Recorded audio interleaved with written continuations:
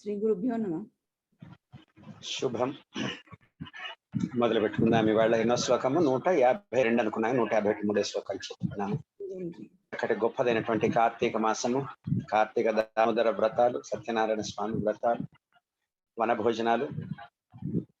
మనం కూడా ఒక చిన్న హైదరాబాద్ లో ఉండేవాడితో ఒక చిన్న వనభోజనాన్ని చక్కగా ఆధ్యాత్మిక కార్యక్రమంగా చేసుకోవడం జరుగుతుంది. దాని డీటెయిల్స్ గురించి మాట్లాడుకుందాం. ముందు మొదలు పెట్టేసుకుందాము చక్కగానే. 151 వరకు చెప్పుకున్నాం కదా. కపర్దిని సత్య జ్ఞానానంద రూప సామరస్య పరాయణ కపర్దిని కళామాల కామధుక్కామ రూపిణి అంతవరకు చెప్పుకున్నాము. ఈ రోజున మనము దాదాపుగా దగ్గర 800 నామానికి వచ్చేస్తున్నాం. మనము ఆ 800 నామంలోకి వచ్చినప్పుడు మనకి కళానిధి కావ్య కళా రసజ్ఞ రస సేవది పుష్టా పురాతనా పూజ్య పుష్కర పుష్కరేక్షణ ఆ నామం నుంచి చెప్పుకుంటున్నాం. ఆ శ్లోకం నుంచి కళానిధి, కళ అంటే కళలకన్నిటికీ కూడాను జగన్మాత నిధి వంటిది, సముద్రము వంటిది, గని వంటిది. కాబట్టి ఇంతకు ముందు కళ అని అనేక నామాలలో మనం చెప్పుకోవటం జరిగింది. అన్ని కళలకు కూడా జగన్మాతే గని వంటిది, నిధి వంటిది అని మనకి ఇందులో చెప్పుకోవటం జరుగుతుంది. ప్రసన్నమైనటువంటి వెన్నెలలని విరజిమ్మేటువంటి షోడశ కళల ప్రపూర్ణమైనటువంటి కళలు కూడా తన ముఖముగా కలిగింది కాబట్టి జగన్మాత కళానిధి. అంతేకాకుండా మనము శ్రీ విద్యకి సంబంధించినంత వరకు 2 ముఖ్యమైన కళలు చెప్పుకుంటాము. ఏది ఆ సాధనలో భాగంగా శబ్దగ్రహణము లేదా దీన్ని శృతి విద్య అని చెప్పుకుంటాము. రెండవది రూపగ్రహణము లేదా దాన్ని క్రతు విద్య అని కూడా చెప్పుకుంటాము. శబ్దగ్రహణానికి అవసరమయ్యేటువంటి ఉచ్చారణ శ్రవణము అనేటువంటి 2 భాగాల్లో కూడా శబ్దగ్రహణానికి సంబంధించింది. దీన్ని మనం శృతి విద్య అని చెప్పుకుంటాం శ్రీ విద్యలో.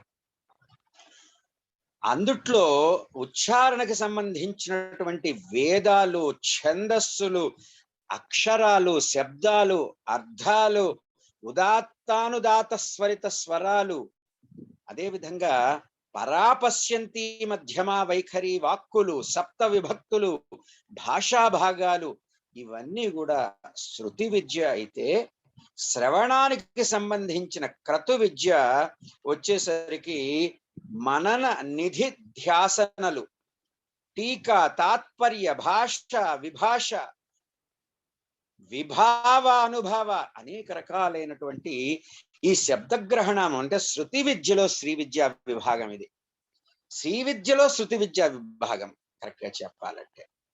ఇవన్నీ కూడా కళలే.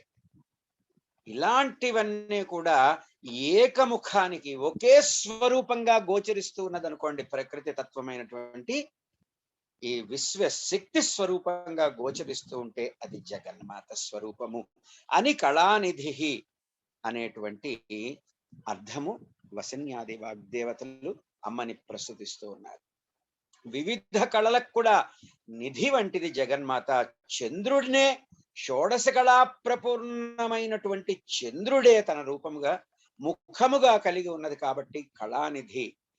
రసస్థితిని కలగజేసేటువంటి శ్రీ విద్యా కళలకు కూడా నిధి వంటిది జగన్మాత అని మనం చెప్పుకోవాలి. కావ్య కళ, కావ్య కళ చతుషష్ఠి కళలలో, లలిత కళల్లో అనేకమైనటువంటి నాటకాది కావ్య కళా స్వరూపిణి. వేదాలు, పురాణాలు, కావ్యాలు ఇవన్నీ కూడా అనేకమైనటువంటి విద్యా కళల కిందకే వస్తాయి. రోజున మనకి ఈ రోజున ఈ బుద్ధి, ఈ చదువు ఇదంతా కూడా మనం ఏంటి ఇచ్చా క్రియా జ్ఞాన శక్తి కూడా జగన్మాత. అంటే అసలు అక్కడ ఆ శక్తి లేకపోతే మనకి చదువుకోవటానికి కానీ, మనం నేర్చుకోవటానికి కానీ, మనకు ఆ జ్ఞానం అవ్వటానికి కానీ మనకు అవకాశమే ఉండేటువంటిది కాదు. అటువంటి విశ్వతత్వమైనటువంటిది జగన్మాత.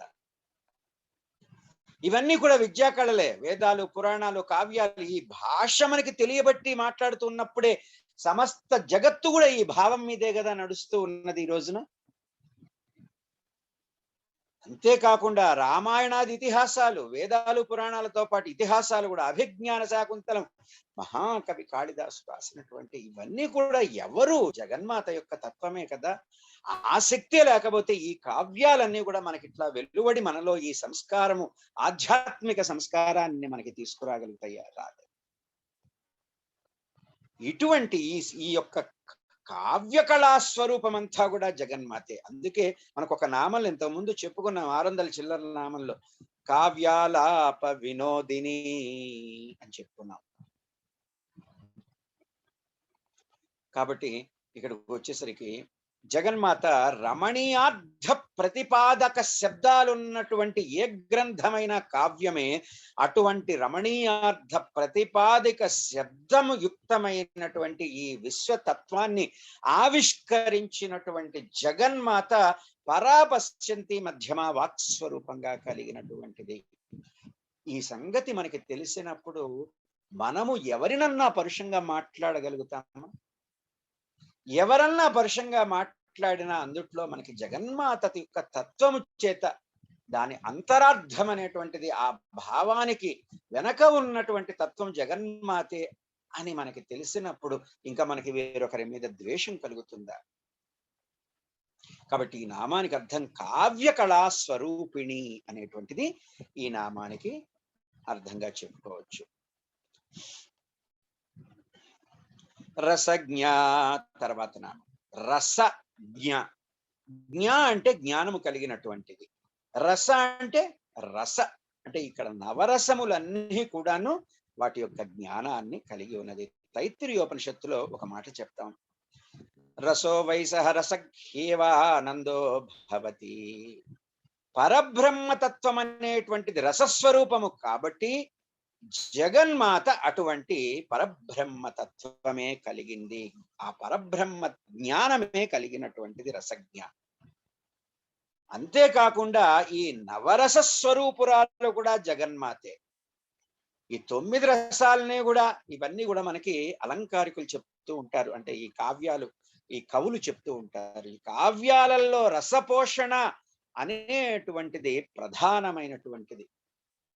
ఈ రసజ్ఞానం లేకపోతే ఎటువంటి భాష అయినా, భావమైన, గ్రంథమైన, కావ్యమైన అది తగినంత విధానంలో ఆ జ్ఞానాన్ని కానీ లేదా ఆ శక్తిని కానీ వినేవాళ్ళకి కానీ చెప్పేవాళ్ళకి కానీ ఇవ్వలేదు. అందుకే మనకి దీంట్లో చెప్తారు, జయంతితే సుకృతా రససిద్ధా కవీశ్వరా అని చెప్పారు.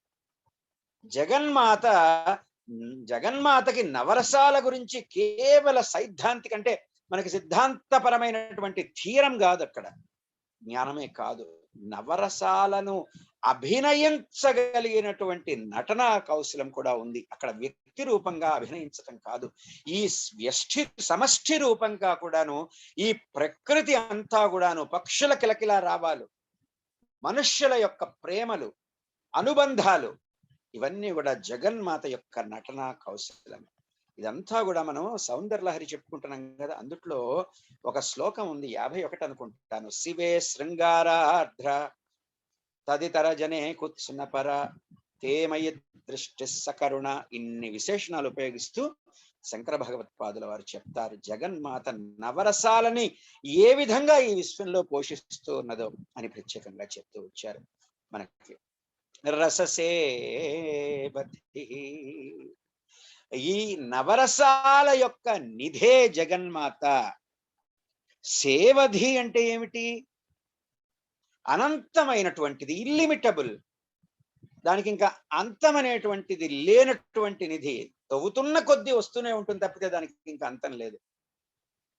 అనంతమైనటువంటిది, అమితమైనటువంటి రసానుభూతిని అందించేటువంటిది జగన్మాతే. అసలు ఆ జగన్మాత అనేటువంటి తత్వమే లేనప్పుడు ఇక్కడ రసానుభూతి అనేటువంటిది ఉండనే ఉండదు. జాగ్రత్తగా గమనించండి, అనుభూతి అనేటువంటిది ఒకటి ఎగ్జిస్టెంట్ అయి ఉండాలంటే, ఒకటి ఉండాలంటే అనుభూతి పొందేటువంటి వాడు, అనుభూతి, ఈ రెండు వేరుగా ఉన్నప్పుడు మాత్రమే అనుభూతి అనేటువంటిది ఒకటి ఉన్నదనేటువంటి జ్ఞానం మనకు కలుగుతూ ఉంటుంది. ఉదాహరణకి పంచదారకి తీపిగా తనున్నాననేటువంటి అనుభవం ఉండదు, ఎందుకంటే పంచదారగా తనే ఉన్నది కాబట్టి. ఇంకొకళ్ళకి అది పంచదారగా తీయగా ఉన్నట్టుగా అనిపిస్తుంది, కానీ తనకి అదే విధంగా జ్ఞాని కూడా ఇంకొకళ్ళకి జ్ఞానిగా కనిపించవచ్చు తప్ప తనకి తాను జ్ఞాని అనేటువంటి భావమే ఉండదు, ఎందుకంటే జ్ఞానస్వరూపమే అయిపోతాడు కాబట్టి. కాబట్టి అటువంటి రస సేవధి అనేటువంటిది జగన్మాతే. పరబ్రహ్మ తత్వం అనేటువంటిది అనంతం. అలా అయినందువల్ల అటువంటి అనంతమైనటువంటి అనుభూతి పొందేటువంటి అర్హత లేదా ఆ వంతు కూడాను జగన్మాతదే. ఆమె అందిస్తేనే మనకి బ్రహ్మానందం దొరుకుతుంది. ఆమె సంకల్పించకపోతే ఈ బ్రహ్మానంద స్థితి అనుభూతి అనేటువంటిది ఉండేవే కావు. కాబట్టి ఈ రోజున మనకు ఆనందం కలుగుతూ ఉన్నా అది జగన్మాత యొక్క తత్వం అనేటువంటి సత్యాన్ని మనం గ్రహించినప్పుడు ఆ ఆనందాన్ని తిరిగి కోల్పోము, లౌకిక పరమైన ఆనందాలు కోల్పోయినట్టుగా. ఇది రససేవధి అనేటువంటి దానికి. పుష్ట, జగన్మాత పుష్ట. పుష్ట అంటే అమ్మ పుష్టి కలిగిందనే కాదు, అమ్మ ఎప్పుడు పుష్టి కలిగిందే. పరిపూర్ణ పరిపుష్టి కలిగినటువంటి ఈ విశ్వం అంతా జన్మించి సృష్టించబడి పోషించబడి లయం కావించబట్టానికి ఒక చిన్న పని చేయటానికి ఎంత కింద మీద పడి గంతులేస్తూ ఉంటాం మనం. అంత గొప్ప విశ్వతత్వమైనటువంటి జగన్మాత యొక్క తత్వము అమ్మ పుష్ట అనేటువంటిది అర్థం వచ్చినప్పటికీ అమ్మ అటువంటి పుష్టిని ఇవ్వగలిగేటువంటిది అనేటువంటి అర్థం. ఈ పరతత్వములతో పరిపూర్ణంగా పోషించబడింది కాబట్టే జగన్మాత పుష్ట. అంటే ఒక రకంగా చెప్పాలంటే భౌతికంగా కనబడే పంచభూతాత్మకమైనటువంటి దేహం గాని, ఇంద్రియాలు గాని, ధాతువులు కాని, అంతఃకరణాలైనటువంటి మనోబుద్ధి చిత్తహంకారాలతో ఉండేటువంటి అభిప్రాయాలు కాని, అనుభూతి కాని, ఆనందం కాని, ఇలా అన్నిటిలోనూ ఉన్నటువంటి సృష్టి స్వరూపిణి జగన్మాతే కాబట్టి జగన్మాతని పుష్ట. సృష్టిలో పరిపూర్ణంగా సర్వతత్వాలతో పోషింపబడేటువంటిదే కాకుండా సృష్టిలో ఎవరికి కావలసిన వాళ్ళకి ఏర్పాటు చేసి పరిపూర్ణంగా పోషించేది కాబట్టి పుష్ట. ఇన్ని రకాలైనటువంటి గొప్ప తత్వాన్ని ఇక్కడ వసిన్యాది వాగ్దేవతలు జగన్మాతను కీర్తిస్తున్నారు. పురాతన, పురాతన అంటే సనాతనము. సనాతనం అంటే ఎల్లప్పటికీ ఉండేది, మొదటి నుంచి కూడా ఆద్యంతాలు లేకుండా. పురాతన అంటే అన్నిటికీ ముందు ఉన్నది, ఇంకా దానికి ముందు ఏమీ లేదు. అమ్మకి ముందు ఇంకేమీ లేదు, అమ్మే ప్రారంభం. సృష్టి స్వరూపిణి జగన్మాత. ఈ సృష్టి వ్యక్తమవ్వటానికి వెనకాల ఉన్నటువంటి నేపథ్యము సదాశివుడు. ఉదాహరణ మన సింపుల్ మన తేలిగ్గా అర్థం చేసుకోవాలంటే, సినిమాల్లో మనకి బొమ్మలు పడుతూ ఉండేటువంటి పరిస్థితి జగన్మాత శక్తి అయితే, ఆ బొమ్మలు కనిపించడానికి ఉండే నేపథ్యంగా ఉండేటువంటి తెర శివుడు. రెండు ఒకటే. తెరగా చూస్తూ ఉన్నప్పుడు దాన్ని శివ అంటున్నాము, శివ అంటున్నాము. బొమ్మగా కనిపిస్తున్నప్పుడు ప్రకృతి స్వరూపంగా నీవుగా, నేనుగా, చెట్టుగా, వృక్షముగా, పక్షిగా, పశువుగా, ఇదంతా ప్రకృతి స్వరూపమైన తత్వమైనటువంటి శివ అవుతున్నది జగన్మాత. కాబట్టి పురాతన ఈ సృష్టి ఎప్పటి నుంచి, ఎవరు మొదలు? మా నాన్నగారు, మా నాన్నగారు నాన్నగారు, మా నాన్నగారు నాన్నగారు నాన్నగారు, మా తాతగారు, ఇట్లా చూసుకుంటూ పోతే ఎక్కడికైతే ఈ సృష్టి ఎప్పటి నుంచి అని ఎవరైనా ప్రశ్న వేస్తే ఆ ప్రశ్న వేసేవాడు ఎవరో తెలుసా? ఆ ప్రశ్న వేసేవాడు పుట్టిన తర్వాతే ఈ ప్రశ్న పుట్టింది. అంటే అంతకు ముందు ఉన్నటువంటి శక్తిని వీడు గ్రహించుకోలేడు. కాబట్టి ఈ సృష్టి అనేటువంటిది ఈ ప్రశ్న వేసేవాడు పుట్టక ముందే ఉన్నది. అలా అన్నిటికన్నా ముందు ఉండేటువంటిది జగన్మాత. అంటే అందరికన్నా ప్రారంభ స్థితిలో ఉన్నటువంటిది జగన్మాత. ఇంకా అమ్మక ముందు ఇంకేమీ లేదు. ఇదం సర్వం పురా సృష్టేరేకమేవా ద్వితీయం. సృష్టికి పూర్వము ఇదంతా కూడా ఏకమైనటువంటి ఒకే ఒక రెండవది కూడా కాని ఏకత్వమైనటువంటి స్థితి అని చెప్పారు, మనకి వేదాలలో చెప్పారు. అందులో ఒక వంతు భాగం సృష్టిగా పరిణమించింది అని కూడా చెప్పారు మనకి.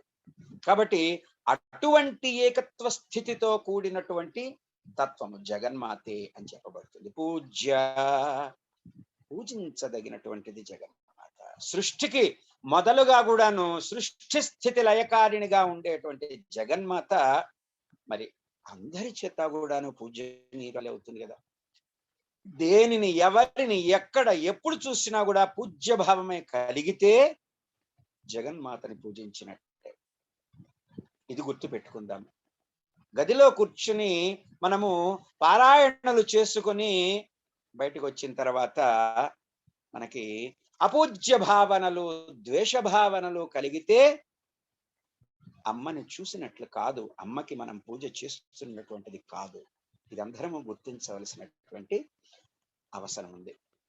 ఒక రకంగా చెప్పాలంటే ఈ నామం కూడాను నామపారాయణ ప్రీత అనేటువంటి నామంలో మనం చెప్పుకున్నాం. కొంత మనం సాధన మార్గంలో ఉంటే ఇటువంటి నామాల్లో, గొప్ప గొప్ప నామాల్లో జగన్మాత యొక్క విశేష లక్షణాల కంటే మన విద్యుక్త ధర్మం గురించే చెప్పుకోవాలి. మనం ఏం చెయ్యాలనేది చెప్పుకోవాలి తప్ప ఎక్కువగా నా ఉద్దేశంలో అమ్మ ఆహా ఓహో అనుకోవటం కాదు. నువ్వు ఏం చేయాలి అమ్మ ఆహా ఓహో అనుకుంటే? భగవద్ అనుగ్రహం మనకి ఎప్పుడు ఎలా సంక్రమిస్తుంది అన్నది తెలిసి ఏదన్నా చేస్తే భగవంతుణ్ణి మనం చేసే ప్లానింగ్స్ కి, ప్రణాళికలకి, మనం పెట్టే నియమ నిబంధనల సూత్రాలకి మనం దానికి ఆబ్లిగేట్ చేసినట్టే, ఇరికించినట్టే అయిపోతుంది.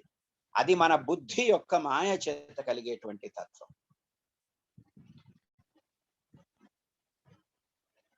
దేవుడు దొరుకుతుంది అమ్మ, అలా ఎరికిస్తే దొరుకుతుంది అమ్మ.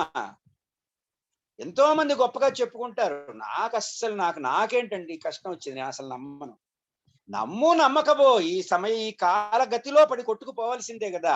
ఈ కాలగతికి కారణం జగన్మాతే కదా.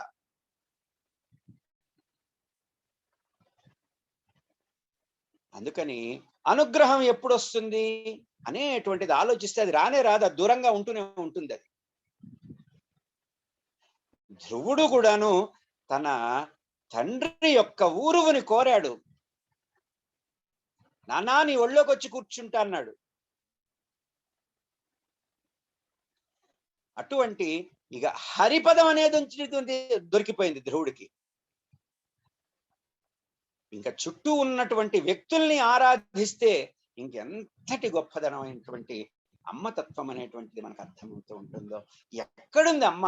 సమస్తములో లేదు, నీలో లేదు, నాలో లేదు. నువ్వేదో అన్నావు, నేను బాధపడాలా? ఇంకా నేను అమ్మతత్వాన్ని ఏం చూస్తున్నాను, ఏం చేస్తూ ఉన్నాను?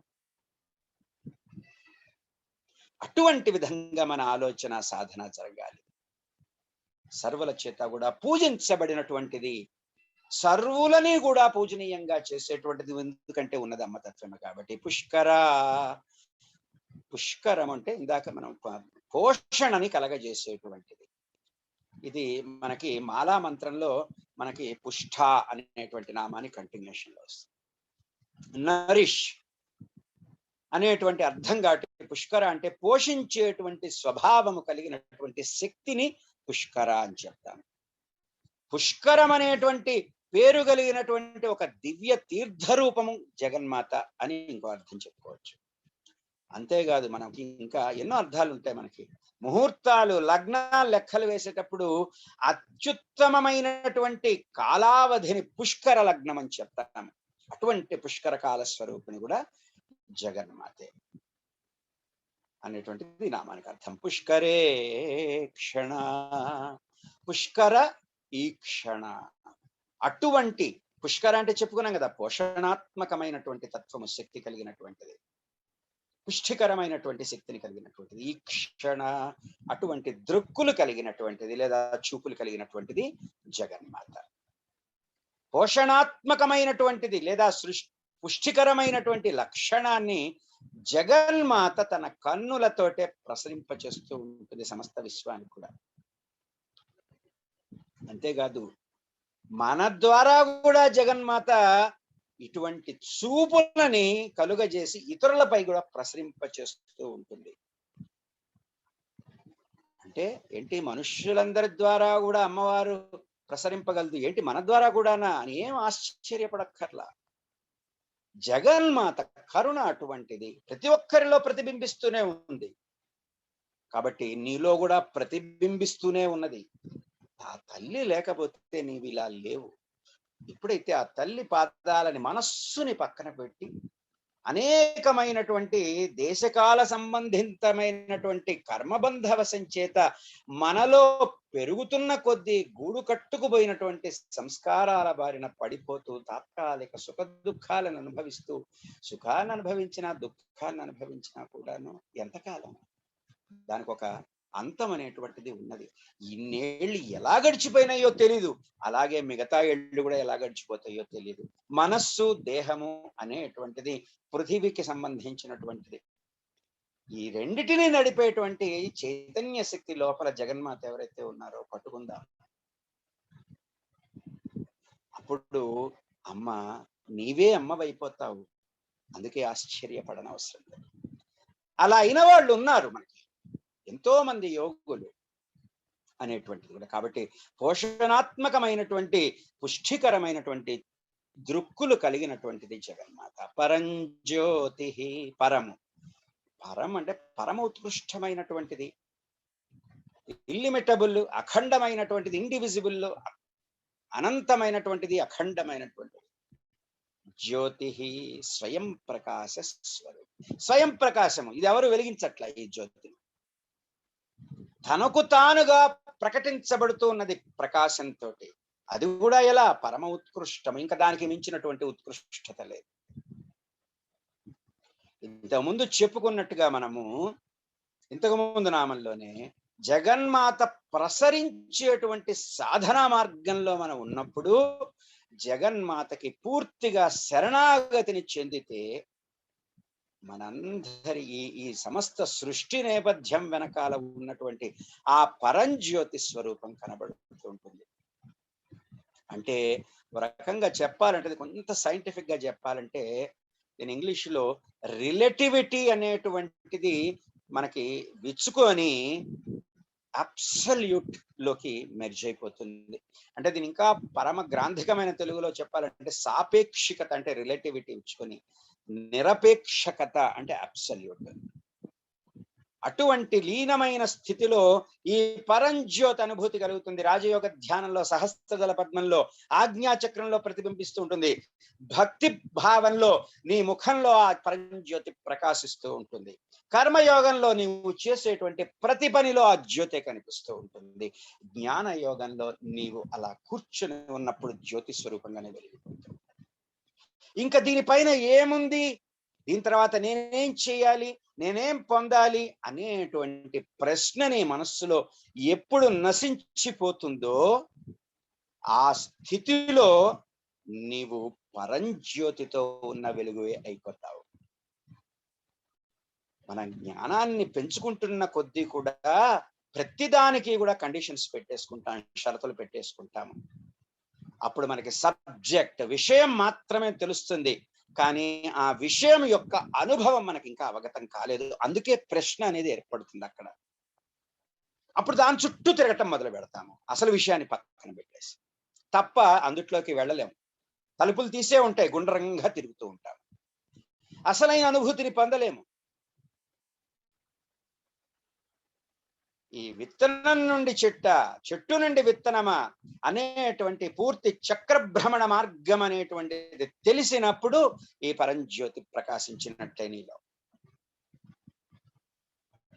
తప్ప విత్తనం ముందా చెట్టు ముందా అని మనము మానసికంగా మైండ్ పరంగా ఆలోచిస్తూ, ఎందుకంటే ఈ మనస్సుకు ఒక పరిమితి ఉన్నది, పుట్టక ముందు లేదు, పోయిన తర్వాత ఉండబోదు. అందుకే దీన్ని మనము మాయ అంటున్నాము. అలాంటి ప్రశ్నలు వేసుకుంటూ కూర్చుంటే ఇంకా ఈ పరంజ్యోతి అనేది దొరకదు. అంటే ఇక్కడ నేను ప్రశ్నలు వెయ్యవద్దని కాదు, ఆ ప్రశ్నని శ్రద్ధగా సమాధానాన్ని ఆలకించి దానిని ఆచరణలోకి తీసుకురావాలి తప్ప విని దాన్ని పక్కన పెట్టేసేసి మనము ముందుకు వెళుతూ ఉంటే గుండ్రంగా తిరుగుతూ ఉంటాం తప్ప లోపలికి వెళ్ళలేం. ఆ పరంజ్యోతిని దర్శించడానికి ఎక్కడికో వెళ్ళక్కర్లేదు, అది మనలోనే ఉన్నది. ఆ పరంజ్యోతి ఆత్మజ్యోతిగా దర్శించుకునేటువంటి స్థితికి మనము అంతర్ముఖం అవ్వాలి. అప్పుడు జగన్మాత అంతర్ముఖ సమారాధిక, బాహ్యంగా దొరకదు తల్లి. పరమ ఉత్కృష్టమైనటువంటి స్వయం ప్రకాశ స్వరూపిణి జగన్మాత అని చెప్పుకోవచ్చు. పరంధామ, పరమోత్కృష్టమైనటువంటి ధామం. ధామ అంటే ధామం, ధామం అంటే మార్గము, నివాస యోగ్యమైనటువంటి స్థానం. అంతేకాకుండా వెలుగు అనేటువంటి అర్థం కూడా మనకు ఉంటుంది. ఇటువంటి పరంజ్యోతికి ఇందాక చెప్పుకున్న నామానికి మార్గమే పరంధామం. ఏది ఉంటే మార్గం కనబడుతుందో అదే నిజమైనటువంటి ధామం తప్ప ఎప్పుడూ మదనపడుతూ అట్లా మదనపడేవాడిని చూస్తూ ఉన్నప్పుడు ఆ బాధపడేవాడికి నొప్పి తగ్గాలి అనేటువంటిది మనలో ఎలా కలుగుతూ ఉంటుందో, ఎంత కలుగుతూ ఉంటుందో అంతగా వాడికి బాధ తగ్గిపోతూ ఉంటుంది సంకల్ప మాత్రం చేత.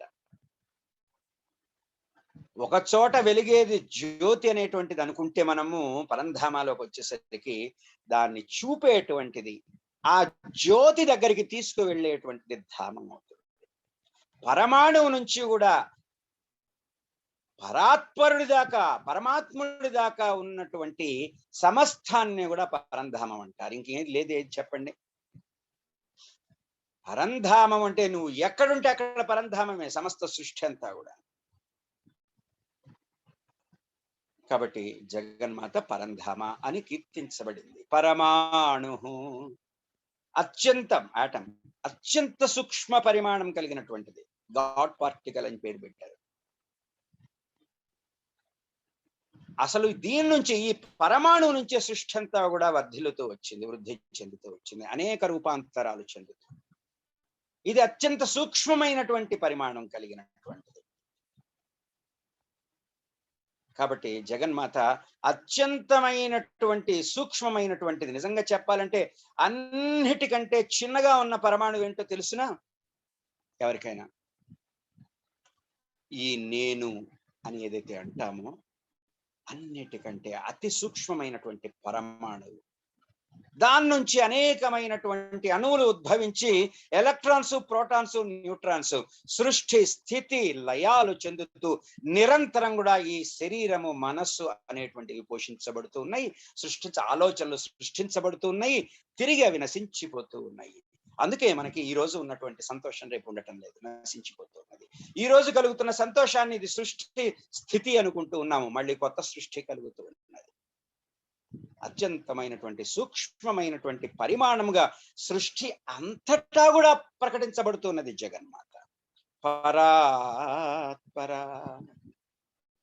పరంజ్యోతిని చేరటానికి ఉండే పరమపదం లేదా పరంధామంలో ఉన్నటువంటి మెట్లు, స్టెప్స్ ఏవైతే ఉంటాయో అవి మనకంటే కూడా పరమైనవి, ఆ పరం కంటే కూడా పరమైనవి. ఒకదానికంటే ఇంకో, ఒక్కొక్క మెట్టు ఎక్కుతుంటే ఆహా ఇది బాగుంది ఈ మెట్టు, ఆ మెట్టు నుంచి ఇంకో మెట్టు ఎక్కితే ఇది ఇంకా బాగుంది, ఆ పై నుంచి ఇంకొక మెట్టు ఎక్కితే ఇంకా బాగుంది అని ఆ పరంధామత్వం వైపు, పరంజ్యోతి వైపు ఆ పరంధామ తత్వం అనేటువంటిది తీసుకు వెళ్ళేటువంటి ఇటువంటి స్థితి. ఇలా ఎక్కి సాధనా పురోగమనంలో వచ్చే స్థితుల లాంటివన్నీ కూడా ఈ మెట్లు. దేహము, ఇంద్రియాలు, మనో, బుద్ధి, చిత్త, అహంకారాలు, మహత్తు, పరబ్రహ్మ, ఇవి ఒక్కొక్క దాని మెట్టే. స్థూల, సూక్ష్మ, కారణ దేహాలు ఒక్కొక్క మెట్టు. అన్నమయ, ప్రాణమయ, మనోమయ, విజ్ఞానమయ, ఆనందమయ కోశాలు ఒక్కొక్క మెట్టు పీల్చేసుకుంటూ వెళ్ళిపోవడం. మనకంటే గొప్ప వాళ్ళు ఎవరు? మానవాతీతులు, దేవతలు అని చెప్పుకుంటాము. దేవతల కంటే గొప్ప వాళ్ళు ఎవరు? త్రిమూర్తులు, బ్రహ్మ విష్ణు మహేశ్వరులు. త్రిమూర్తుల కంటే గొప్పవారెవరు? వీటన్నిటికీ మూలతత్వమైనటువంటి జగన్మాత. అందుకే జగన్మాత పరాత్పర అన్ని అనేకమైనటువంటి గొప్పదైనటువంటి అర్థాలు మనం ఈ నామ పారాయణం చేసేటప్పుడు కలుగుతూ ఉండాలి. మనకంటే పరమైన వాటిల్లో కూడా అత్యుత్తమమైనటువంటి స్థితిలో ఉన్నటువంటిది బ్రహ్మ యొక్క ఆయుష్కాలానికి కూడా పైన అతీతంగా ఉండేటువంటి జగన్మాత దేవతల కంటే త్రిమూర్తుల కంటే గొప్పది. కారణం ఏంటంటే ఆ తత్వం నుంచి సమస్తము ఉద్భవించినాయి కాబట్టి. పాశహస్త, పాశాన్ని హస్తాన ధరించి చేతిలో ధరించి ఉన్నది. ఈ పరాత్పర మార్గంలో లేని వాళ్ళపై స్థితులలోకి లాగటం కోసం జగన్మాత ఈ పాశాన్ని ఉపయోగిస్తూ ఉంటుంది. తన బిడ్డల మీద మనందరి మీద కూడా ఉండేటువంటి అనురాగము వల్లనే ఈ పాశాన్ని వారి విషయంలో ఉపయోగిస్తుంది. అందుకే ఒక నామం చెప్పుకున్నాం, రాగస్వరూప పాషాఢ్య అనేటువంటి దాన్ని మనకి గుర్తు తెచ్చుకుంటే గుర్తొస్తుంది. అటువంటి పాశాన్ని హస్తనందు ధరించింది. భక్తుల పాశముని తన చేతే నిలిపేటువంటిది జగన్మాత అని చెప్పుకోవచ్చు. పాశహంత్రి, పాశాన్ని హంత్రి, ఛేదించేటువంటిది, నాశనం చేసేటువంటిది, నశింపజేసేటువంటిది. మరి ఇందాక పాశహస్త అన్నది, ఆ పాశం ఏంటి? రాగస్వరూప పాషాఢ్య అన్నది అమ్మ వైపు తిప్పుకోవటానికి. పిల్లవాడు ఆ పరిగెత్తుతూ ఉంటే తల్లి దగ్గరికి వెళ్ళి అక్కును చేర్చుకుంటుంది. అది రాగము చేత దగ్గరికి రాగలుగుతాడు. అది జగన్మాత యొక్క రాగం. అయితే ఇక్కడ పాశహంత్రి అంటే ఈ రాగము చేత బాహ్య రాగాన్ని నిర్మూలించేస్తూ ఉన్నది. మనం బతికినన్నాళ్ళు కూడా మన ప్రజ్ఞకు చుట్టూ ఆకృతిగా ఈ పాశం ఏర్పాటు చేసి చనిపోగానే కూడా దాన్ని లాగేసేది. ఈ శరీరం నశించిపోయిన తర్వాత దాన్ని మళ్ళీ లాగేసుకుంటుంది అనేటువంటి నామం కూడా అర్థంగా చెప్పుకోవచ్చు. ఈ రెండింటిని కూడా మాలా మహామంత్రం పాశహస్త, పాశహంత్రి, ఈ రెండింటిని కూడా ఒకదాని వెంబడి ఒకటి అర్థవంతంగా, అర్థపూరితంగా చదువుకోవాలి. పరమంత్ర విభేదిని, పరమంత్ర విభేదిని. పర అంటే ఇతరులైనటువంటి వాళ్ళు, లేదా శత్రుబుద్ధి కలిగినటువంటి వాళ్ళు. మంత్ర, వాళ్ళు చేసేటువంటి అభిచార ప్రయోగాలు, ద్వేషాలు, నిందలు, ఇతర దుష్ట మంత్రాలు, ఇతర దుష్టతంత్రాలు, మనల్ని కష్టపెట్టటాలు, విభేదిని, నిర్మూలించేటువంటి జగన్. ఈ ప్రపంచంలో కర్మవశాత్తు సన్మార్గులుగా ఉంటారు, దుర్మార్గులుగా కూడా ఉంటూ ఉంటారు. ఈ దుర్మార్గుల మార్గాల్లో వెళ్ళేటప్పుడు అంటే ఈ దుర్మార్గులు అడ్డు తగిలినప్పుడల్లా సన్మార్గులు ఇబ్బంది పడిపోతూ ఉంటారు. కాబట్టి అంతేకాదు, మనకి ఈవెన్ దీని ప్రకారంగా కూడా అనేకమైనటువంటి అభిచారాలు, అనేకమైనటువంటి ప్రయోగాలు, అదే విధంగా మామూలుగా కూడా అనేకమైనటువంటి ద్వేషాలతో దృష్టి, ఇటువంటి మంత్రాలన్నిటినీ కూడా జగన్మాత విభేదించి తన బిడ్డలను కాపాడుతూ ఉంటుంది. పరుల చేత మన పైన ప్రయోగించబడేటువంటి దుష్ట మంత్రాదుల్ని నిర్మూలించేటువంటిది. పరులు పరాయి వాళ్ళు అనేటువంటి అన్యదృష్టితో నిత్యం జపం చేసే వారికి ఆ పరమంత్రాన్ని ఛేదించి అనన్య దృష్టిని ప్రసాదించగలిగేది అనేటువంటిది ఈ నామానికి అర్థం చెప్పుకోవచ్చు. మూర్త, మూర్తిత్వము కలిగినటువంటిది. అంటే మూర్త అంటే రూపము కలిగినటువంటిది. పంచభూతాత్మకమైనటువంటి పరమాత్మ స్వరూపమే జగన్మాత. మిగిలిన అన్నిటినీ మనం ఎట్లయితే చూడగలుగుతున్నామో జగన్మాతను కూడా భౌతిక రూపంగా కూడా చూడవచ్చు. అది మనకి లలితలో మొదటి నామాల్లోనే ఈ భౌతిక రూప వర్ణనే చేసుకుంటూ వచ్చారు అమ్మ యొక్క స్వరూపాన్ని. మనకి మొన్న చెప్పుకున్నాము పోయిన సౌందర్య లహరిలో కూడా, కొణత్కాంచీదామ అనే శ్లోకం కూడా అమ్మ యొక్క స్థూల వర్ణనే ఇచ్చుకుంటూ వచ్చారు. దాని తర్వాత చింతామణి గృహంలో అమ్మ యొక్క మనకి చిరునామాని ఇచ్చారు. దాని తర్వాత మనకి అమ్మ యొక్క సూక్ష్మ రూపంలోకి, యోగ శక్తి రూపంలో మనం మొన్న చెప్పుకున్నాం. కాబట్టి అటువంటి రూపాన్ని కలిగి ఉన్నది జగన్మాత. మూర్త అనేటువంటి నామంతో ప్రస్తుతించబడింది. అమూర్త, మూర్త, మూర్త, అమూర్త అంటే మూర్తి లేనటువంటిది, రూపం లేనటువంటిది. చూడండి ఎలా చెప్పుకుంటూ వస్తున్నారు. ఇప్పుడు ఈ ముందు నామంతో చెప్పుకోవాలి అర్థం, అప్పుడే ఇది మాలా మహామంత్రం అవుతుంది. ఈ రెండు కాంట్రడిక్టరీగా ఉన్నాయి ఒక పక్కన చూస్తే. ఈ సృష్టి మొత్తం మీద కూడా రూపం కలిగినటువంటిది, రూపం లేనటువంటిది అనే రెండు లక్షణాలు కూడా చెల్లేటువంటిది ఒకటి ఉంది. దాని నుంచే ఈ రకరకాల రూపాలు వస్తూ ఉన్నాయి, పోతూ ఉన్నాయి. ఇది బ్రహ్మ విద్యలో చెప్పేటువంటి మొట్టమొదటి పాఠం. నిర్వచించగలిగేటువంటిది, నిర్వచించలేనటువంటిది, ఆశ్రయము కలిగినటువంటిది, ఆశ్రయము లేనటువంటిది, తెలియబడేటువంటి జ్ఞానము, తెలియబడనటువంటి జ్ఞానము, సత్యము, అసత్యము, ఇలా జంట లక్షణాలు రెండు చెల్లేటువంటి తత్వమే పరబ్రహ్మ తత్వము. ప్రకటించబడక పూర్వము నిర్వచింపలేము. ఆశ్రయము లేనటువంటిది, తెలియబడనటువంటిది, ప్రకటించబడితే నిర్వచించగలిగేది, ఆశ్రయము కలిగినటువంటిది, ఈ రెండు మనకి లేవు. జగన్మాతకి, విశ్వతత్వానికి మాత్రమే ఉన్నాయి. ఏదైతే ఈ సమస్త సృష్టిని కూడాను మనకి అందిస్తూ ఉన్నదో. భగవద్గీతలో కూడా చెప్తారు మనకి ఈ మాట. అవినాశితు తద్విధ్యేన సర్వమిదం తతం. సాంఖ్యయోగం 17వ శ్లోకంలో చెప్తారు. పురుష సూక్తంలో కూడా చెప్తారు మనకి ఈ మాట. అజాయమానో బహుధా విజాయతే తస్య ధీరాః పరిజానంతి యోనిం. పుట్టుక లేని వాడైనా బహువిధాలుగా పుడుతూ ఉన్నాడు. ఈ పత్తి అనేది మూల ధాతు అయితే అక్కడ మనకి వస్త్రం అనేది లభిస్తూ ఉన్నది. మట్టి కుండ, బంగారము విగ్రహము, ఈ రెండు కూడా ఈ బంగారాన్ని ఆభరణంగా చేసినప్పుడు మూర్తిగా ఉన్నది, లేదా బంగారంగా మూర్తిత్వం లేకుండా ధాతువుగా మాత్రమే ఉన్నది అనేటువంటి గొప్పదైనటువంటి అర్థము. మూర్త అమూర్త రూపము కలిగినటువంటి తత్వము జగన్మాతే, రూపము లేనటువంటి తత్వము జగన్మాత అని చెప్పుకోవాలి. అనిత్య తృప్త, ఇది గుర్తుపెట్టుకోండి. నామం మూర్త, మూర్త, అనిత్యతృప్త, నిత్యతృప్త అని చదివేసుకుంటుంటాం. మూర్త, అమూర్త, అనిత్యతృప్త అని అక్కడ పలకాలి మనకి. ఉదాహరణకి పాశహస్త, పాశహంత్రి, పరమంత్ర విభేదిని. మూర్త, మూర్త, నిత్యతృప్త, మూర్త, అమూర్త, అనిత్యతృప్త అని మనకి నామంగా రావాలి. అనిత్యతృప్త, నిత్యతృప్త కూడా చెప్పుకోవచ్చు, కానీ ఈ నిత్యతృప్త మనకు ఒక నామం వచ్చింది. మీకు ఎవరికైనా గుర్తుందో లేదు? దాదాపుగా 500 చిల్లర నామంలో మనకి వస్తుంది నిత్యతృప్త అని. లలితా సహస్రంలో ఉన్న విశేషం ఏంటంటే ఏ నామం కూడా రిపీట్ కాదు.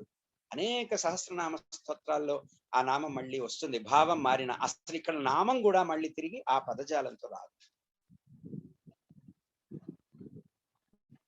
ఇప్పుడు మనం రెండూ చెప్పుకుందాము. నిత్యము తృప్త, తృప్తి కలిగి ఉన్నటువంటి జగన్. కావలసినది, పొందవలసినది ఇంకా ఏదన్నా ఉన్న కొద్దీ తృప్తి అనేటువంటిది మనకి లభించదు. ఫండమెంటల్ ప్రిన్సిపల్ ఇది, గుర్తుపెట్టుకోండి. దొరకదు, ఆ తృప్తి దొరకదు. నాకు ఇంకా కావాలి, ఇంకా పొందవలసింది ఏదో నాకుంది అనే భావన, కామ్యం మనసులో ఉన్నదా, పరిపూర్ణ స్థితి కాదది. తృప్తి అనేటువంటిది ఉండదు. కానీ జగన్మాతకి తీరని కోరికలు, పొందవలసినవి ఏముంటాయి? అసలు వచ్చినవే అన్ని ఆవిడ దగ్గర నుంచి. కాబట్టే జగన్మాత నిత్యతృప్త. తృప్తిరితి వృష్టౌ అని తైత్రీయంలో ఒక రుక్కు చెప్తుంది మనకి. తృప్తి అనేటువంటిది వృద్ధిని కలిగిస్తూ ఉంటుంది, ఆనందాన్ని ఇస్తుంది. తృప్తి లేకపోతే ఎంత ఉన్నా, ఎంత సంపద ఉన్నా, ఎంత అందంగా ఉన్నా, ఎన్ని పదవులున్నా, ఎంత ధనం ఉన్నా కూడా దరిద్రమే. ఎన్ని ఉన్నా వాళ్ళ మొహం లేవదు అసలు. తను తినేది ఒక చిన్న మిరపకాయ ముక్క, అన్నం కలో గంజిలో ఒక మిరపకాయ, ఉల్లిపాయ ముక్క కొనుక్కొని రిక్షా లాగేవాడు ఎంత తృప్తిగా ఉంటాడో చూడండి. మనల్లందరినీ కూర్చోబెట్టుకొని బ్రహ్మాండంగా లాగేస్తాడు. మనకి 2 అడుగులు వేయటానికి నాకు ఇది లేదే, నాకు సౌకర్యం కావాలి. ఎక్కడ ఇంకా? అదేవిధంగా గీతలో కూడా చెప్తారు ఈ సంతుష్టి అనేటువంటిది. యదృచ్ఛాలాభ సంతుష్టో, యాదృచ్ఛికంగా వచ్చిన దానికి కూడా తృప్తి చెందాలి నువ్వు. యాదృచ్ఛికంగా నీకు లభించిన, ఆయాచితంగా లభించిన, అబ్బా నాకు ఇంకా కావాలి, అబ్బా నాకు ఇంకా కావాలి అనుకుంటూ ఉంటావు. రాని దానికోసం, లేని దానికోసం ఆరాట పడితే నష్టపోయేది నీవే కదా. ఆలోచించండి ఒక్కసారి. అది వచ్చినా రాకపోయినా నష్టపోయేది నువ్వే కదా. ఎన్ని రకాలైనటువంటి జస్టిఫికేషన్స్ ఇచ్చుకున్నా కానీ ఏమిటి లాభం? ముందు వచ్చిన దాన్ని ఆనందంగా స్వీకరించు. రావలసింది తర్వాత అదే వస్తుంది. అది నిత్యతృప్త ఉన్నటువంటి వారికి ఉన్నటువంటిది. ఇకపోతే అనిత్యతృప్త, మూర్త, అమూర్త, నిత్యతృప్త ఇవన్నీ కూడాను ద్వంద్వాలు. అదే విధంగా అనిత్యతృప్త అనేటువంటిది కూడా ఈ నిత్యతృప్త అనేటువంటి దానిలాగానే మనము సందర్భాన్ని బట్టి కూడాను చెప్పుకుంటూ వెళతాం. ఇంతకాలం నుంచి కూడా ఎన్నిసార్లు ఎన్ని సృష్టి ప్రళయాలు, ఎన్ని యుగాలు గడిచిపోయినాయి. ఉన్న 10 రోజులకే మనం అల్లాడిపోతున్నామే. ఎక్కడికి వెళ్ళిపోయారు రాజులు? హరిశ్చంద్రుల పద్యం గుర్తుకు వస్తున్నారు. ఏది నా రాజ్యశ్రీ, ఎక్కడ నా కుమారుడు అని చెప్పి ఈ చోటనే సత్కవీంద్రుని కమ్మని కలలు అగ్నికి ఆహుతైపోయినాయి. చిత్రకారుడి యొక్క గొప్పవాడైనటువంటి చిత్రకారుడి కుంచె కాలిపోయింది ఇక్కడే.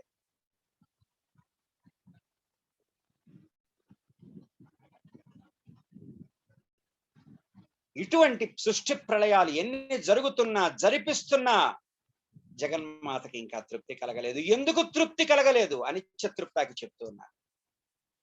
తన బిడ్డలు కర్మవశం చేత ప్రళయ సందర్భంలో నిద్రాణ స్థితిలో ఉన్నటువంటి కారణదేహంతో ఉన్నటువంటి వాళ్ళని ఉద్ధరించడానికి మళ్ళీ తృప్తి చెందక తన బిడ్డల శ్రేయస్సుని కోరి మళ్ళా సృష్టి స్థితి లయాలని సాగిస్తున్నది. అది అమ్మ అంటే. మునిమానస హంసిక,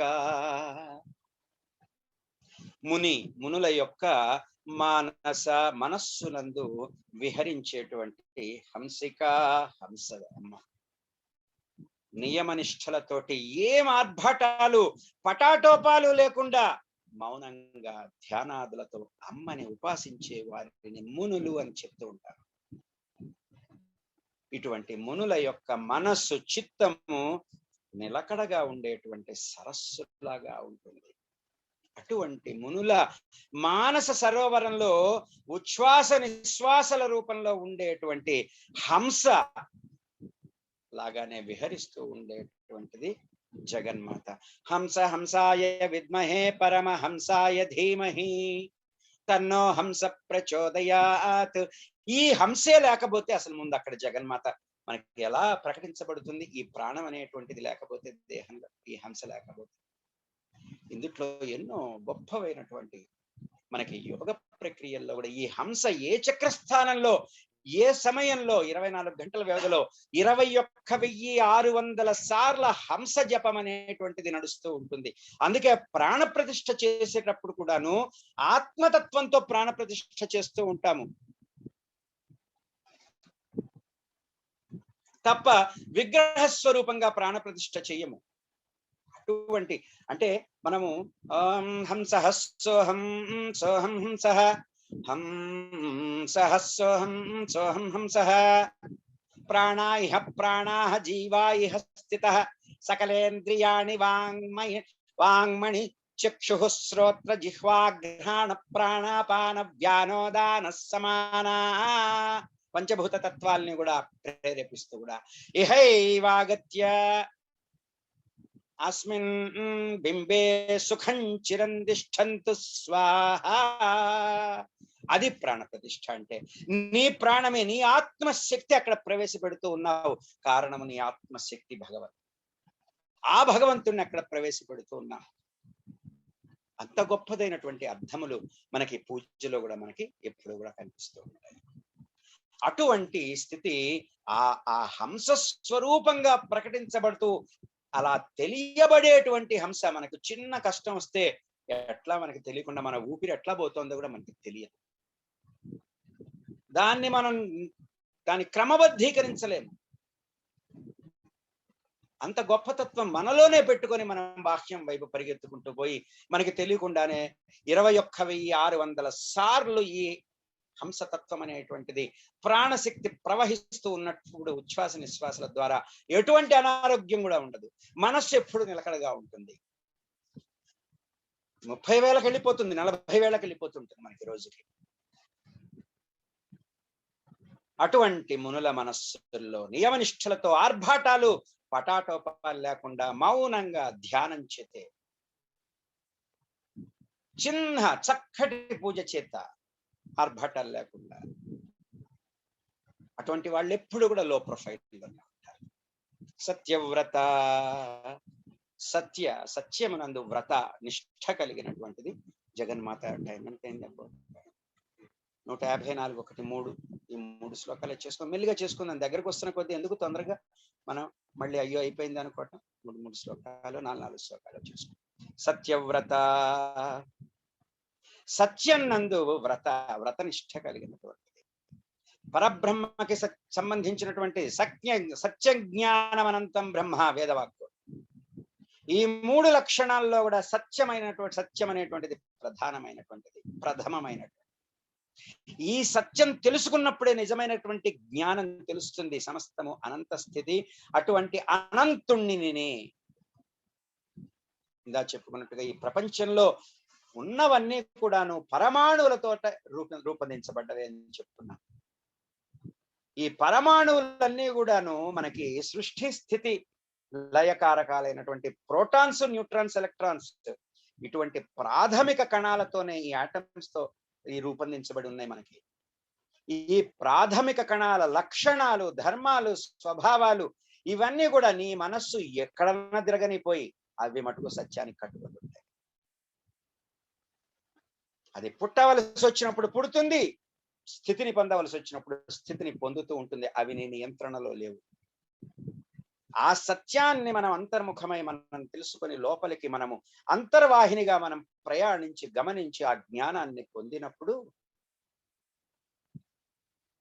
ఆ సత్యాన్ని మనం తెలుసుకున్నప్పుడు నిత్య సత్యం అనేటువంటిది మనకి బోధపడిపోతూ ఉంటుంది తప్ప క్షణికంగా కలిగే ఆవేశాలు, ద్వేషాలు, ఆనందాలు, దుఃఖాలు ఇవాళుండి రేపు పోయేటువంటి వాటి పట్టే గుండ్రంగా గిర గిర గిర గిర తిరుగుతూ నిద్రలేని రాత్రులు గడుపుతూ యాంటాసిడ్స్ వేసుకుంటూ కడుపులో మంటకి, అదే జీవితం మనం జీవించవలసింది. దాని నుంచి బయటపడదాం. గతం గత, జరిగింది జరిగిపోయింది. దాన్నే తలుచుకుంటూ అయ్యో నా జీవితాన్ని వేస్ట్ చేశానని బాధపడద్దు. ఉన్నదమ్మ అక్కడ పట్టుకుందాం బాధ. అందువల్ల జగన్మాత ఇటువంటి అన్నిట్లో కూడా సత్యస్వరూపిణిగానే ఉన్నది కాబట్టి జగన్మాత సత్యవ్రత, సత్యరూప. అటువంటి సత్యాన్ని రూపంగా కలిగినటువంటిది. అటువంటి సత్యము ఏదైతే సనాతనమైనటువంటి సత్యము, నిత్యమైనటువంటి సత్యము ఏదైతే ఉన్నదో దానికి ఒక రూపం అనేటువంటిది ఇస్తే జగన్మాతే. సత్ అనేటువంటిది అస్తిత్వానికి సంబంధించినటువంటి ఒక శక్తి. దీంట్లోంచి మనకి అసత్ అనేటువంటి చెప్పుకుందాము. అస్ స్థ సత్ అనేటువంటి భాషా ధాతువులు, ఆ రూట్స్ అనేటువంటిది సత్ నుంచే వచ్చినాయి. విత్తనంలో చెట్టు ఉన్న స్థితిని సత్యం అంటాము. జాగ్రత్తగా గమనించండి. సృష్టి అంతా కూడాను ప్రకృతిలో శాశ్వతంగా అశాశ్వతం. దీన్ని చాలా జాగ్రత్తగా మీరు గమనించాలి. ఎందుకంటే సృష్టిలో అది వస్తూ ఉంటుంది, పోతూ ఉంటుంది, కానీ స్థిరంగా ఉండదు. అలా మనం కూడా వచ్చిపోయే వాళ్ళని స్థిరంగా ఉండేవాళ్ళం కాదు. కానీ ఈ సమస్తమైనటువంటి విశ్వంలో ఉన్నటువంటి మొట్టమొదటి కణం ఏదైతే ఉన్నదో, పరమాణు ఏదైతే ఉన్నదో, లేకపోతే ఆటం ఏదైతే ఉన్నదో, ఇంగ్లీష్లో అంటే నాకు పెద్దగా తెలుగుకి ఇంగ్లీష్ అందుట్లో తేడా తెలియదు సైన్స్ లో, కానీ అది మొట్టమొదట విత్తనంలో ఉన్నటువంటి చెట్టు స్థితి. అదే సత్యమైనటువంటిది. ఎందుకంటే ఇది పెరుగుతుంది, పడిపోతుంది మళ్ళీ. కాబట్టి అమ్మ యొక్క స్వరూపము సత్యరూప అంటే సంయోగాత్మకమైనటువంటిది, విశ్లేషణాత్మకమైనటువంటి, సమన్వయమైనటువంటి సృష్టి యొక్క రూపం. పరబ్రహ్మ స్వరూపము అనేకమైనటువంటి అర్థాలు చెప్పుకోవచ్చు. సర్వాంతర్యామిని, అన్నిటిలో కూడా లోపల ఉండి యామిని నియంత్రించేటువంటిది. అందుకే చెప్తూ ఉంటాను, మనస్సుకి కష్టం కలుగుతూ ఉన్నది, కానీ జగన్మాతే లోపల ఉండి ఏదో నియంత్రిస్తూ నీకు దక్కకుండా చేస్తూ ఉన్నది. ఎందుకంటే అది దక్కిందంటే నీకు ఇంకా ఇబ్బంది పడే ప్రమాదం ఉన్నది. దీన్నే నేను ప్రతి ఒక్కదాన్ని కూడా కరెక్షన్ అని చెప్తాను. సత్యాన్ని గ్రహించినప్పుడు నీ మనస్సుకి కష్టమని తోచిన పరిస్థితి కలిగినప్పుడు అది ఒక మంచి కోరేటువంటి దిద్దుబాటే జగన్మాత అనుగ్రహిస్తూ ఉన్నది. ఇది శాశ్వతమైనటువంటి సత్యం. దీన్ని మనం తెలుసుకున్నప్పుడు ఎప్పుడు వడివడిగా అడుగులు వేసుకుంటూ వెళ్ళిపోతాం అమ్మ దగ్గరికి. ఇంకా సమస్త వ్యక్తుల యొక్క అన్ని జీవజాలాల్లో కూడాను ఉన్నదెవరు? జగన్మాతే. లేని అమ్మ లేనటువంటి ప్రదేశము గాని కాలము గాని లేదు. ఇలా అన్నిటిలో నిండి ఉండటమే కాదు, లోపల ఉండి అన్నిటినీ కూడా ఈ యొక్క విశ్వ ప్రణాళికలాగా చక్కగా నియంత్రిస్తుంది. అదే స్థితి. అందుకే మనందరికీ ఉండవలసింది అనన్య భావన, అనన్య భక్తి. భక్త్యాత్వనన్య అని చెప్పారు మనకు. అందుకే ఇలా జగన్మాత ప్రతి జీవిలోనూ ఎక్కడ ఉంటుంది అన్నదానికి సమాధానం ఇచ్చారు. భక్త్యాత్వనన్య. గీతలో కూడా ఇంత ముందు శ్లోకాల్లో చెప్పుకున్నాము, ఈశ్వర సర్వభూతాని హృద్దేశే అర్జున తిష్టతి. ప్రతి జీవి హృదయంలో కూడాను దహరాకాశంలో ఉన్నది జగన్మాత, సర్వాంతర్యామి. దహరాకాశంలో ఉన్నది సర్వాంతర్యామే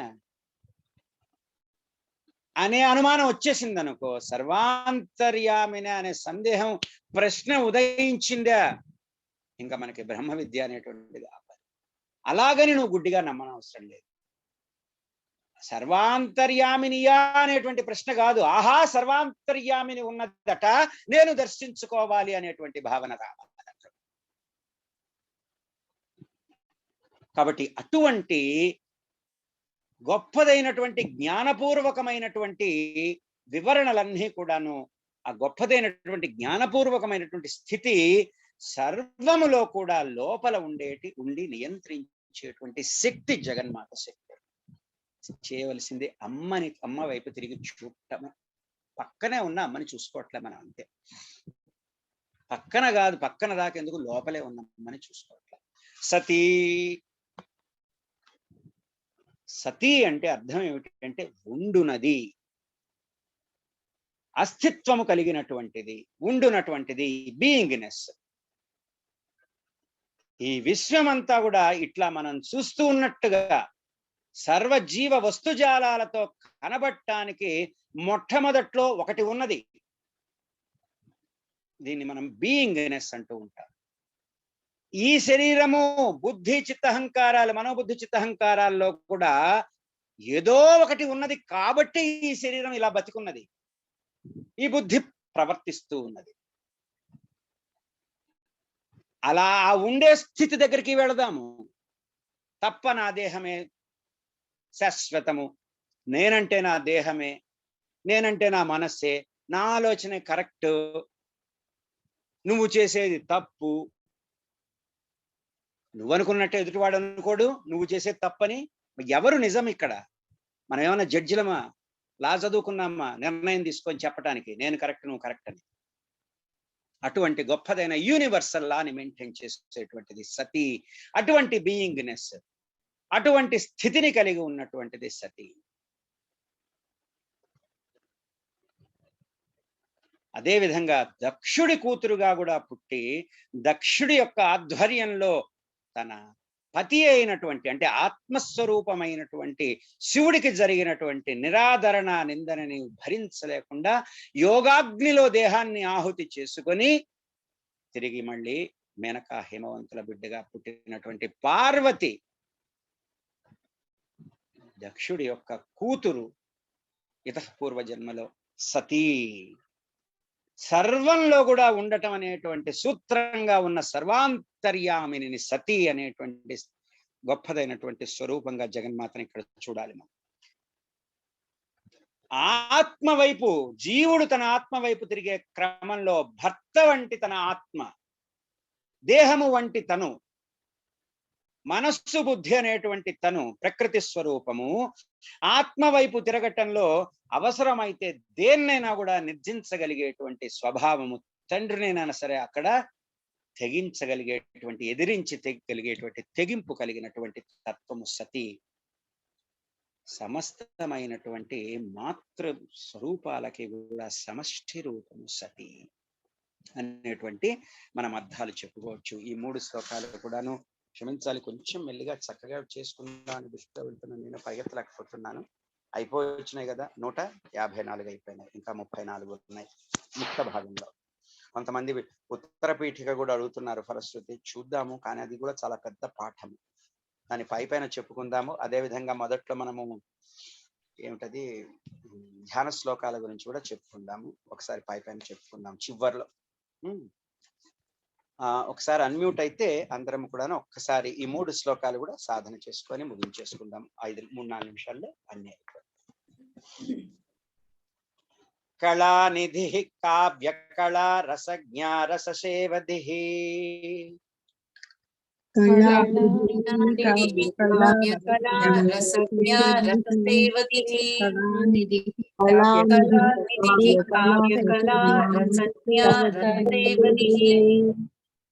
పుష్టా పురాతనా పూజ్య పుష్కరా పుష్కరే క్షణ.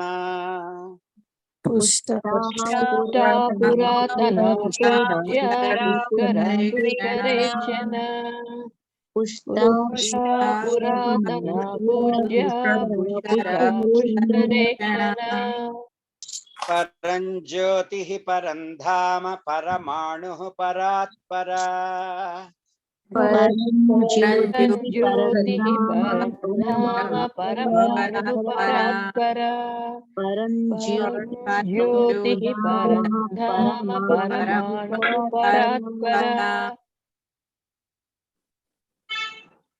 పాశహస్తా పాశహంత్రీ పరమంత్ర విభేదిని.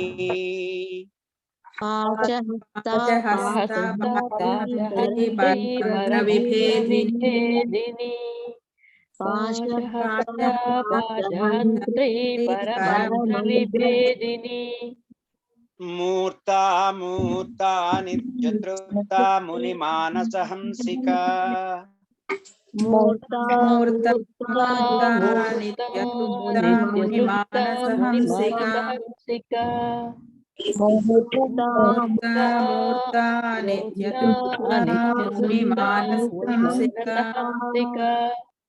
సత్యవ్రతా సత్యరూపా సర్వాంతర్యామిని సతీ.